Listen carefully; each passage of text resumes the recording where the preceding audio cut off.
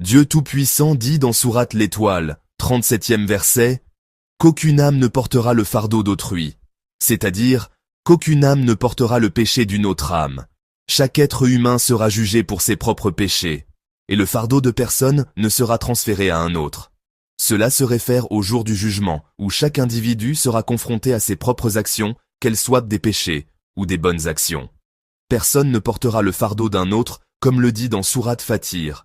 Et si une âme lourdement chargée appelle à l'aide, rien de son fardeau ne sera porté, même si c'était un proche parent.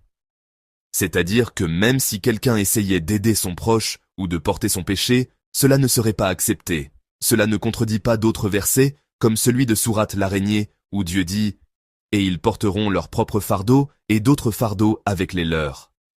Ce verset indique que celui qui appelle à l'égarement, qu'il soit un prédicateur ou autre, sera tenu responsable de l'égarement de ceux qu'il a égarés, de sorte que le fardeau de ceux qu'il a égarés sera ajouté à son propre fardeau, sans que cela ne diminue en rien les péchés de ces derniers. Le premier verset est une manifestation de la justice et de la miséricorde de Dieu envers ses serviteurs.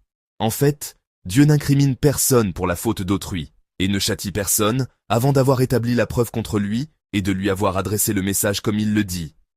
Et nous ne châtions point avant d'avoir envoyé un messager.